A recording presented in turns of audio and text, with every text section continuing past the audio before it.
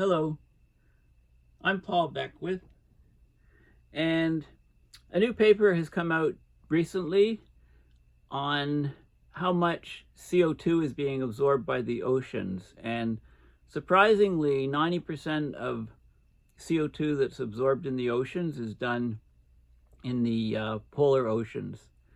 So a lot of it is in the Arctic Ocean. And a new paper has come out showing that the Arctic Ocean may be absorbing less CO2 than projected due to coastal erosion. So relative to the computer models that simulate climate, the Arctic Ocean is losing sea ice a lot faster, and the so-called fast ice, which is stuck to coastlines, is being depleted, melting out.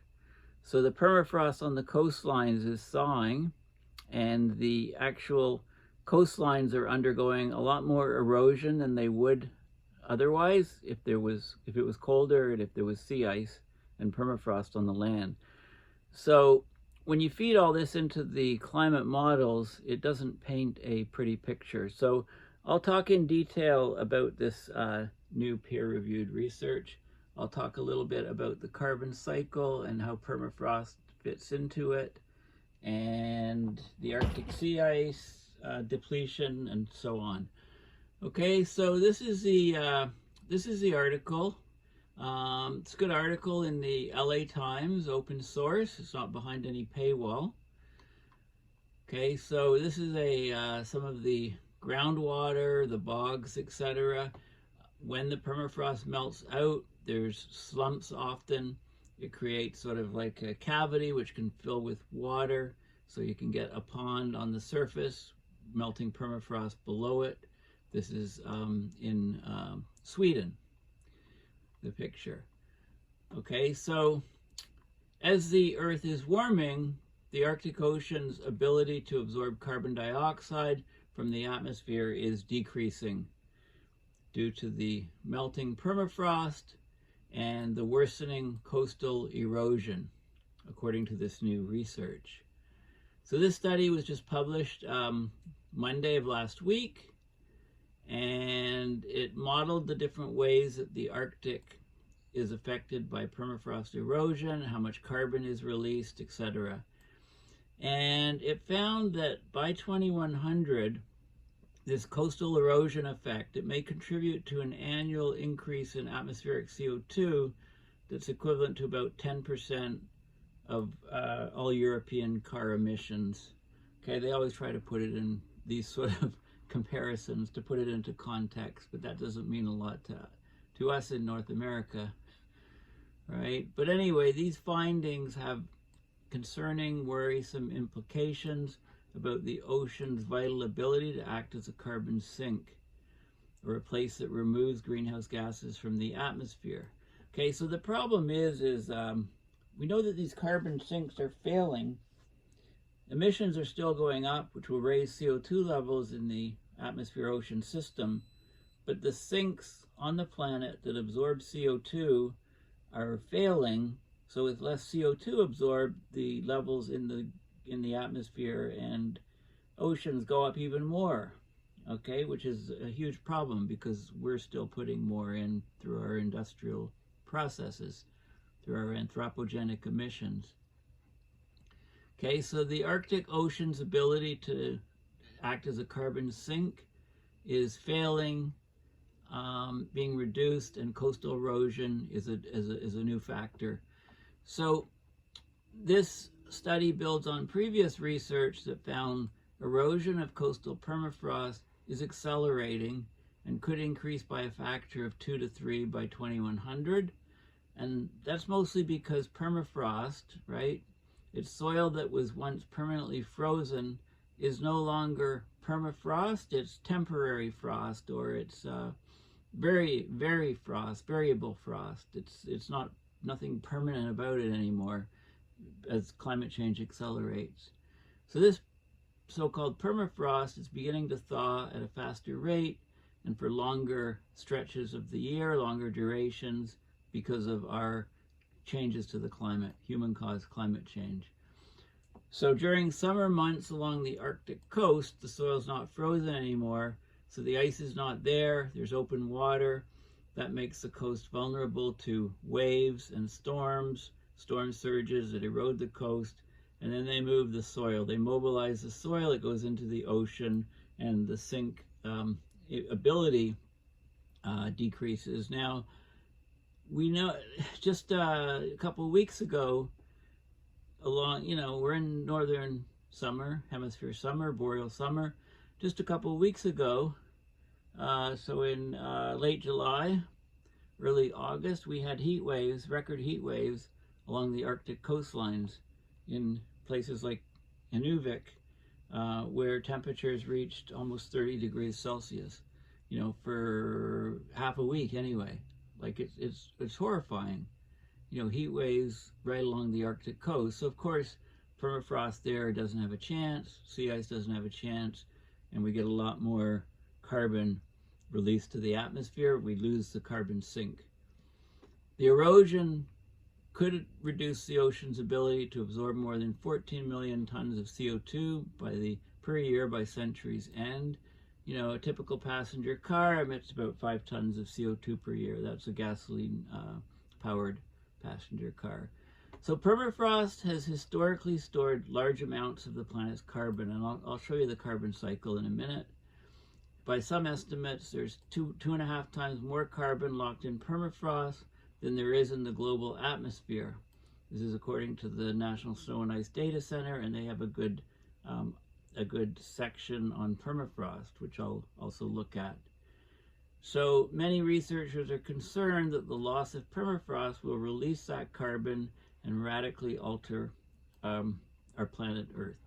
So they ran simulations, and in all simulations, no matter how they represented the organic matter that is left over when permafrost thaws, the Arctic Ocean CO2 sink is reduced, so that's a pretty robust result. Now, the Arctic is already warming much more quickly than the rest of the planet.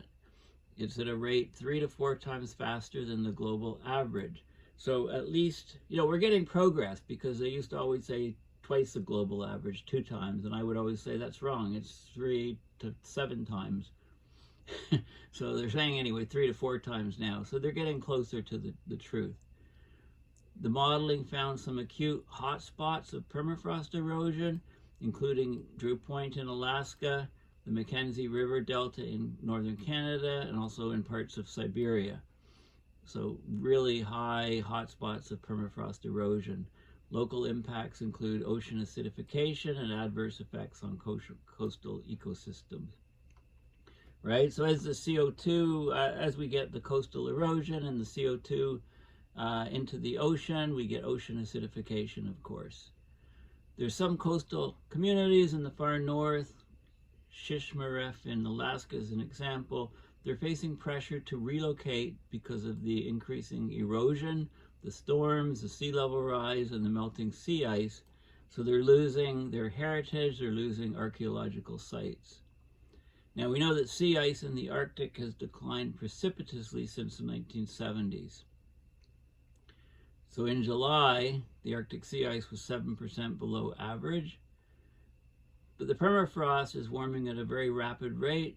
Most of the Earth's near-surface permafrost is likely to be gone by 2100. This is a spectacular photograph showing Greenland, Scoresby Sound, and a floating iceberg. Which reminds me, the iceberg I visited in Newfoundland, I filmed a video of, going through the fog in a boat and having it appear, and I haven't posted that video yet, so I'll do that soon. Plus some other cool videos from that trip. Okay, so these findings are important because they advance global knowledge of the process at which the coastal erosion is releasing carbon to the atmosphere, ocean system. Okay, and they did lots of modeling, different sensitivities. The study projects that the coastal permafrost erosion could exert a positive feedback loop that increases atmospheric CO2 by 1.1 million to 2.2 million tons per year for every degree Celsius rise of global warming. 1 degree Celsius rise is equivalent to 1.8 Fahrenheit rise. Okay, so although the coastal regions in the Arctic are small area-wise compared to the whole globe, they still have an impact. Arctic sea ice is melting and is expected to continue to melt into the future, and one of the implications of a blue ocean event, complete lack of Arctic sea ice, is that the coastal erosion would take off, right? Because the waves would build up and be much larger in the Arctic Ocean with no ice to suppress the waves. Okay, and the carbon coming from the coastal erosion is noteworthy. You know, it's small compared to carbon emissions from people, but it still adds to it. And the melting of the permafrost is very significant. So as long as there is human-caused climate change, then the melting of the permafrost will accelerate, coastal erosion will accelerate, okay, and we get a more unstable climate system. Okay, this is the article in the National Snow and Ice Data Center. Frozen ground and permafrost, you know, why it matters. So permafrost has lots of organic matter, like frozen plants, frozen animals, holds a huge amount of carbon. The Arctic contains about 1/3 of Earth's stored soil carbon in the frozen ground, and permafrost, if it thaws, microbial activity will lead to a release of heat-trapping greenhouse gases, CO2 and methane, right? CO2 if it's exposed to oxygen on the surface, methane if it's under the water, say a few feet down or whatever, in bogs and marshes, right? Anaerobic is methane, aerobic produces carbon dioxide.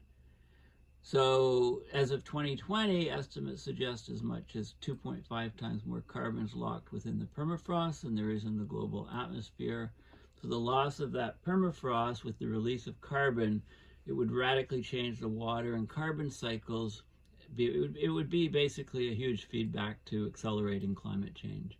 This is a slump, a 300-meter or 984-foot long slump associated with thawing permafrost. So there's permafrost on the slope, thawed, slope lost its stability and had a landslide or collapse into either a river or the ocean in this case. Okay, so we've got the carbon cycle. There's lots of details about permafrost and how we build on permafrost, like the Trans-Alaska Pipeline has 676 kilometers or 420 miles of above ground segments where the permafrost lies. So as the frozen ground thaws, the pipelines, buildings, roads, airports, and factories are vulnerable to structural damage. Okay, so they elevate parts of the pipeline above the permafrost.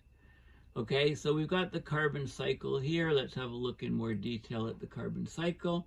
So about 850 gigatons of carbon in the atmosphere. The trees have respiration. There's also respiration from animals, right? You know, the respiration is 119 gigatons a year. Photosynthesis pulls CO2 out of the atmosphere, traps the carbon into plant matter, 120 gigatons per year. And you can see all of the amounts here. Fossil fuels, 6 gigatons per year. That's of carbon. You know, land use change releases 1.7, absorbs 1.9 in the soils, etc. These are the soils. There's 1,400 gigatons. So huge reservoir of carbon in the soils compared to the atmosphere. Permafrost, it's about equal to that of the soils.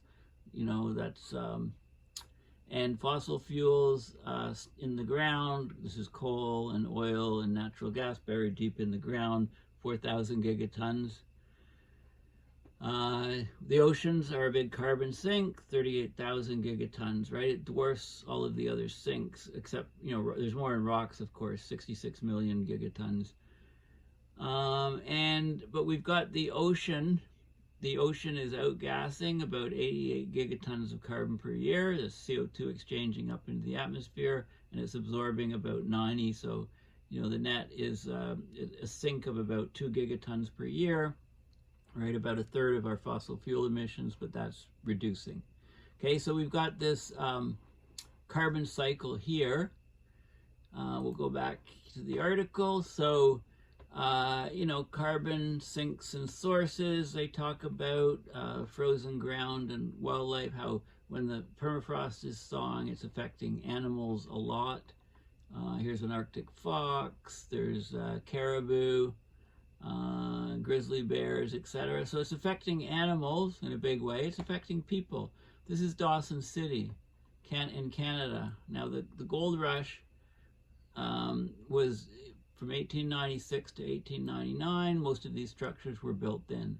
And you can see the tilting buildings. There's also a phenomenon where the trees tilt, you know, they're called drunken trees and so on. This is a railway in the Qinghai Tibet Railway, and it's built on permafrost, so you have to elevate the track, because the heat from the train operation and the vibration would undercut the permafrost and cause it to collapse.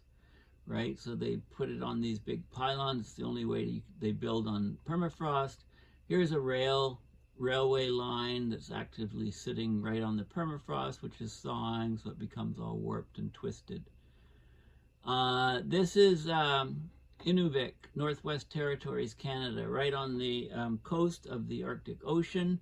And I was talking about Inuvik, this place, recently, because they had a heat wave where temperatures reached like 27, 28 degrees Celsius for about 4 days, just a couple weeks ago. So they can't put utilities underground. So they have these passageways. They call them utilidors. Water, electricity, sewage, etc. All those things are housed in these, which are elevated off the ground, which is permafrost, because then otherwise they would cause heating of the ground and slumping, and the infrastructure would be destroyed. Also, that you can see the houses are elevated on pylons for the same reason.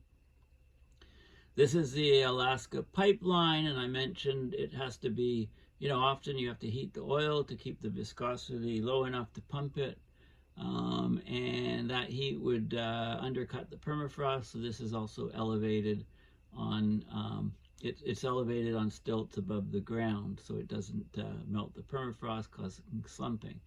Okay, so there's lots of factors like that. This is Iceland, a tundra landscape. These are the drunken trees where the permafrost is thawing underneath and the trees start leaning over. There's all kinds of different features. This is some of the coastal erosion that I was talking about, where you get big chunks of the coast just breaking off. Right, no sea ice, so the wave action is greater, storm surges are greater, etc. This is a block of permafrost collapsing along Drew Point, Alaska. Coastal bluffs in this region can erode 20 meters or 65 feet per year on average. There's far northern towns that are in trouble because of the slumping. This is another coastline where the permafrost is slumping. So Yodoma is a type of permafrost that's very rich in carbon matter in northern Asia, and when it thaws, it releases large amounts of greenhouse gases. And it's so this is in a region in northern Yakutia, Russia. Very, you know, it looks just like mud essentially, and we also get these slumps, these you know, methane, you know, holes in the ground, right? Big, huge pits where the ground just slumps and collapses. So this is the some of the processes involved with permafrost. Let's have a look at that in detail. So these are the methane craters, if you like. Sometimes there's an explosive burst of methane coming out. We get landslides, lots of landslides along the coast, which is the focus of this new peer-reviewed study. These are temperature isotherms, so -7, 0 line here, you know, about 1.5 degrees, -1.5, a bit deeper, 1 degree here. So you have these sloped surfaces under the water. You can get a phenomenon called mud volcanoes, and methane can be released. You can get slides where there's marine slides and slumps. Pingo-like features in the ocean, pockmarks on the ocean floor where methane clathrates are released. And then you have these, you know, water, you get landslides on the surface, you get these thermal karst lakes where the permafrost slumps, water fills up, forms a lake called the thermal karst lake, ice wedge polygons from the freezing, and you can get these methane bursts coming up from deep below.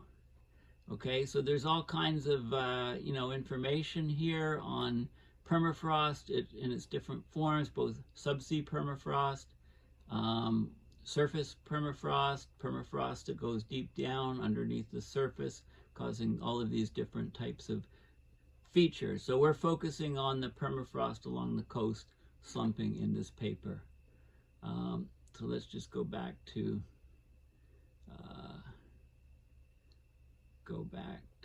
this guy, I think. Yeah, so it talks about methane. It shows methane from bubbles under a lake getting caught in the ice. It talks about the thawing permafrost and sea level rise, right? Because sea level rise is impinging on coastlines, and if the coastlines are permafrost, and as sea level, the quicker sea level rises, the quicker we lose the permafrost. It thaws on the coastlines. Okay, so this is a paper. This is a peer-reviewed paper that just came out. So it was just published online less than a week ago, 12th of August. And what does it say? Reduced Arctic Ocean CO2 uptake due to coastal permafrost erosion. So Arctic coastal permafrost erosion is projected to increase by a factor of 2 to 3 by 2100. However, organic matter fluxes from the coastal permafrost into the ocean have not been considered in the Earth system model so far. So they modeled the coastal permafrost and the erosion. They put it into various different simulations. They vary the permafrost organic matter properties like the sinking fraction, the amount that ends up into the water, the nutrient content, etc. And the findings are that the coastal erosion along the Arctic Ocean, it reduces CO2 uptake from the atmosphere in all the simulations by between 4.6 and 13.2 teragrams of carbon per year by 2100. That represents, it says 7 to 14% of the inner Arctic Ocean uptake. Well, the 14% would be this. 7% would be more like something like 7 or something. I'm not sure whether how this, I don't know if this corresponds directly to this. But anyway, it seems like it shouldn't be 7 here. It should be maybe 5. But anyway, so the paper shows that the coastal permafrost erosion exerts a positive biogeochemical feedback on climate. It increases the atmospheric CO2 by about 1 to 2 teragrams per year per degree Celsius of increase in global surface air temperature. Okay, so we need to consider coastal permafrost erosion in the future climate change model assessments, and we need to incorporate it as quickly as possible. So this paper is excellent for that. Now, and they go and they talk about things like, let's look at some of the key points in the intro from the paper. The Arctic is the most sensitive region to anthropogenic climate change on the Earth. And the Arctic is currently warming about 4 times faster than the globe. They got that right. The coastal permafrost region is especially vulnerable in the Arctic. Increasing temperatures thaw the permafrost and destabilize it. It's ice rich. Some of the permafrost has up to 80% ice. The melting sea ice allows ocean surface waves to abrade and erode the coastline and wave action to be larger. The coastal permafrost currently erodes at a rate of about 0.5 meter per year and delivers organic carbon to the ocean at amounts comparable to those of all Arctic rivers combined. Okay, so the Arctic rivers combined that go into the Arctic, they bring about 25 to 40 teragrams of carbon per year. They just carry the silt, etc., into the ocean. So we've known that, but the Arctic, the erosion, coastal erosion, is about 5 to 18 teragrams of carbon per year. So it's about half of what all the rivers do. So it would increase atmospheric CO2 concentrations. Erosion has accelerated throughout the Arctic on the coastlines. The mean erosion rates projected to increase by a factor of 2 to 3 by the end of the century. And the Earth system models don't consider that. Okay, so they do a new model here to actually look at that. Now this is key. More than 90% of the ocean uptake of atmospheric CO2 occurs in the polar and subpolar regions. Okay, we know that the ocean is a huge sink for carbon. It's important to remember that it's not uniform throughout the global oceans. 90% of the carbon is absorbed by the oceans in the polar and subpolar regions, so only 10% is in the regions at much lower latitudes, closer to the equator on both sides of the northern hemisphere, southern hemisphere. Over the Arctic shelves, CO2 uptake is about 70 teragrams of carbon per year. It's among the largest per unit area in the globe. But the sensitivity of the ocean CO2 uptake to coastal permafrost erosion is uncertain. Okay, so what happens once you get the erosion, you get organic carbon. What happens to the organic carbon? Okay, there's various things that can happen. The eroded organic matter, it might be remineralized, that is degraded to inorganic carbon, and then ended up in CO2, forming CO2 in the ocean water, increasing the ocean partial pressure of CO2, and that causes ocean acidification. Another thing is that the released carbon, it can boost the primary production and decrease the ocean proportion of CO2, okay, because it increases growth of plant material, so which is primary production, phytoplankton, etc. Or it can settle down in the water column and be buried in the ocean sediment, where it's very slow to remineralize than in the water column. Okay, so the sediment resuspension plays an important role in prolonging the lifetime of the eroded organic material in the water column. So ocean currents, stirring of the ocean, if there's large coastal waves, there's a lot of churning of the ocean water, and that means that the sediments don't go down to the bottom as quickly, so their lifetime in the water column is longer. Okay, so there's all of these different facts different things, different processes coming into play. We need to distinguish between the ocean carbon flux between two different types. We can have sinking particulate ocean carbon, organic carbon, which is particulate ocean carbon. These are little particles in the water. And we also, we need to consider also dissolved organic carbon, or DOC. This is carbon that's directly dissolved into the water. It's more in the form of CO2. So there's the different types of carbon, and you can look at the different ratios, and there's different models for different ratios and so on. So basically what we're seeing is with this coastal erosion, coastal permafrost erosion, it reduces the Arctic Ocean CO2 uptake from the atmosphere in all of the sensitivity simulations and scenarios and all the models that they ran. The CO2 uptake into the ocean is reduced by 2.5 to 5.2 teragrams of carbon per year. And that's in the historical period, 1850 to 1900 mean. That's compared to what happens without erosion. Erosion reduces the CO2 uptake further in the future because we expect more coastal erosion, and that's where the number 4.6 to 9.2 comes in. Okay, so that's basically the bottom line. I mean, that's really what I want to say. There's different regional shifts in the CO2 sinks and sources. So the largest reduction in CO2 uptake is in the Laptev and East Siberian seas, where the yearly net CO2 flux direction is inverted due to erosion. Okay, so it goes on, and it shows you how this is a change in CO2 uptake due to erosion. So there's less and less CO2 being absorbed into the oceans in the Arctic because of erosion of the coastlines, and it's modeled here. This is the total CO2 uptake in the ocean, and it's declining. Okay, it's still positive, but it's declining. It's still a sink, but it's declining. Sea ice area is, of course, declining very rapidly, and you can relate that to the uptake and so on of the carbon. Okay, so there's lots of data. It shows you models. This is Beaufort Sea, East Siberia, and Laptev Seas. This is the sea-to-air CO2 flux change with the erosion. So there's lots of erosion in these regions, meaning that there's there's more and more CO2 being released from the permafrost that's in the coastal regions.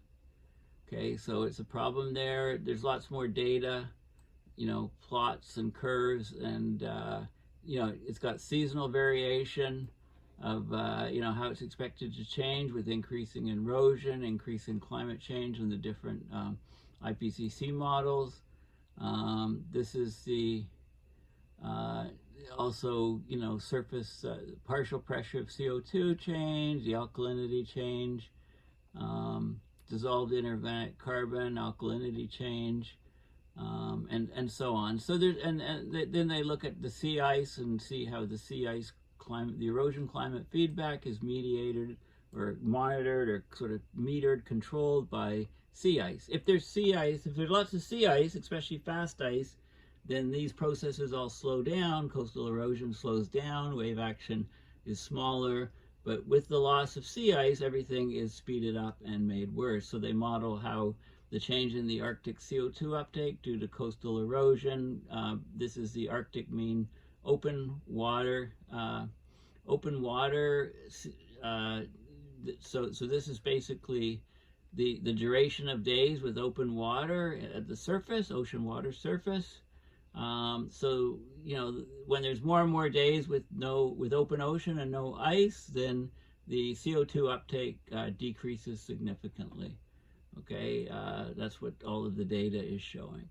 Okay, so this is a very significant paper. Basically, the key points are that the polar oceans absorb 90% of the carbon that's absorbed by the overall oceans, and coastal erosion in the Arctic, around the coast of the Arctic Ocean, is significantly decreasing the overall sink capability of the ocean.